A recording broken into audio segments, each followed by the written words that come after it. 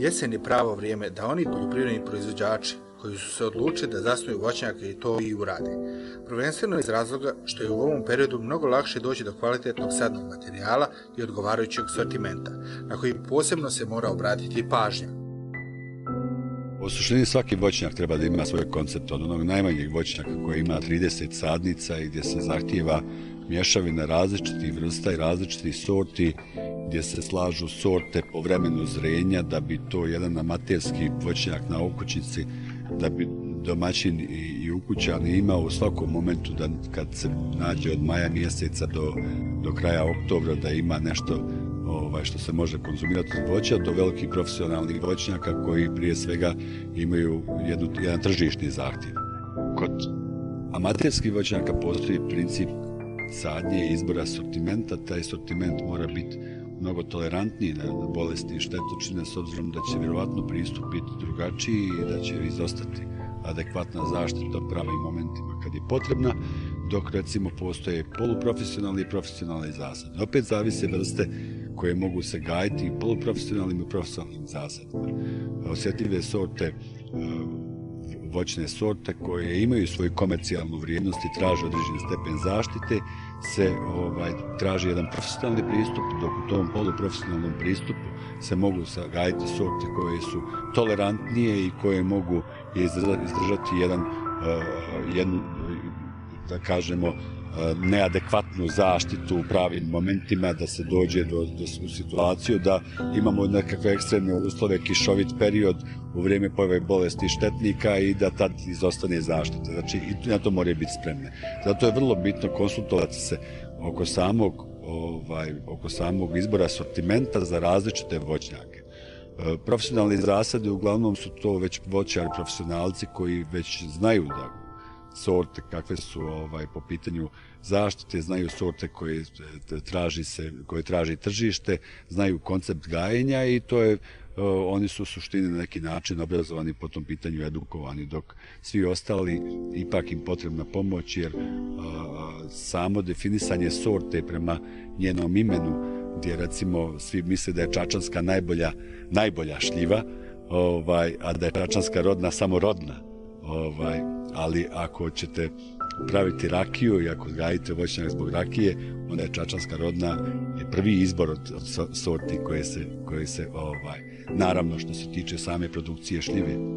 Recimo čačanska ljepotica ima savršenu aromu, iako ona dugo vremena smatrana za konzumnu šljivu i bila je namjena da se gaji da se šljiva bere i da se prodaje u marketima. Sada je već doživjela jednu ekspanziju što se tiče same rakije, jer ima izvrsnu aromu i ima već je tražena za tu vrstu proizvodnje.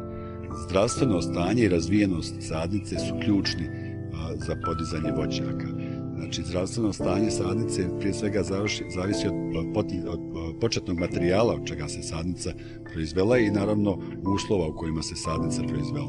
Znači, taj početni materijal mora biti kontrolisan od same podloge i plemke koji su kalemljenjem spojeni i od toga je nastala sadnica. To mora biti zdrav materijal koji je oslobođen od virusa da bi se proizvela zdrava sadnica, a onda i njen porast i njena razvijenost. Prije svega i nadzemni dio i podzemni dio. Ako nije adekvatno korijen razvijen, ako nema dosta obrastajućeg korijena, znači ne samo skeletnog korijena, skeletnog korijena su krupni korijenovi koji imaju 2-3 svaka sadnica, a onda mora imati dosta obrastajućeg korijena, to su oni sitni korijeni koji se imaju mnogo na sebi korijenovi dlačica i upijajućeg korijena i koji može jednostavno da obezbedi kvalitetan prijem i kvalitetno kretanje vegetacije. Znači, prva i osnovna stvar je zdravstveno stanje i razvijenost sadnice. Naravno, sve to mora biti u jednom adekvatnom omjeru i u odnosu na cijenu. Znači, nije ista sadnica jedna motka koja je visine 1,5 m i nije ista jedna sadnica koja ima na sebi razvijena razgranjenja visine 2-2,5 metra, ima dovoljnu debljinu, ima dovoljno razvijen korijen i to je jedna korelacija između nadzemnog i podzemnog dijela koji obezbeđuje i dobar prijem, i dobar porast, i dobar rod u narednom periodu. Ono što je vrlo bitno kad se sade voćnjaci, znači briga o sadnicama od momenta preuzimanja sadnica do momenta sadnje i odmah nakon sadnje. Znači moraju se obezbijediti uslovi da se korijen sačuva u adekvatnom stanju, znači da ne bude izložen prevelikoj temperaturi, da ne bude izložen dugo na suncu, da jednostavno ne dođe do jednog dehidriranja korijena i da se on posadi u zemlje i da se ne zalije poslije toga, da ostane u nekakvom takvom stanju dugo, znači trebalo mu obezbijeti rehidraciju.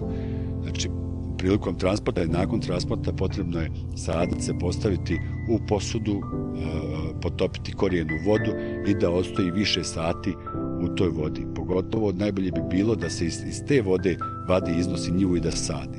Prilikom same sadnje korijen mora biti vlažan, da bi se kao vlažan zagrnuo u zemlju, da bi se dobro nagazio i napravio kontakt, ali najbolji kontakt između zemlje i korijena se pravi vodom.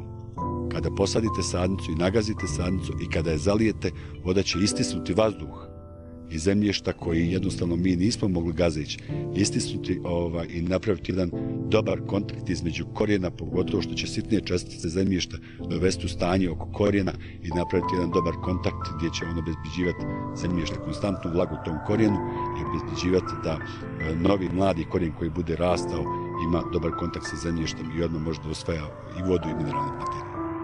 Od 15. oktobra se već počinje vaditi sadni materijal, prodavati sadni materijal, saditi sadnice.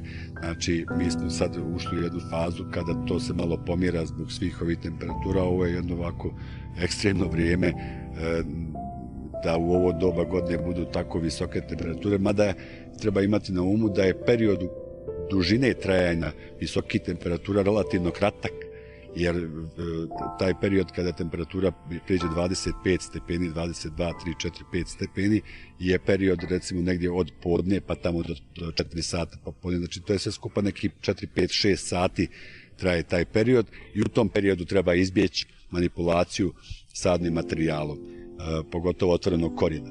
Znači do tog perioda i u jutarnjim časovima dok je još su temperature niske i u samo predvečerje može se s tim manipulisati sad. Ono što je bitno je da je on vlažan, pa čak i u tim uslovima ako je konstantno vlažan neće doći do njegovog poremećaja i bitno je nakon sadnje obavezno, znači vlažne žile staviti u zemljište, zagrnuti zemljište i zaliti vodom.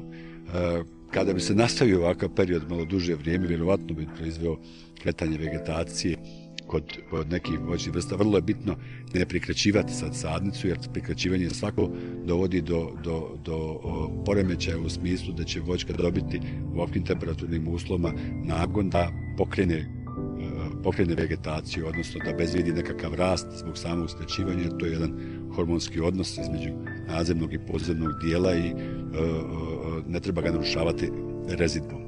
Rezidbu treba svakako obavljati u proljeće pred kretanje vegetacije i tad to daje rezultat ili kasnije kad već uđemo u jedan period hladnog vremena.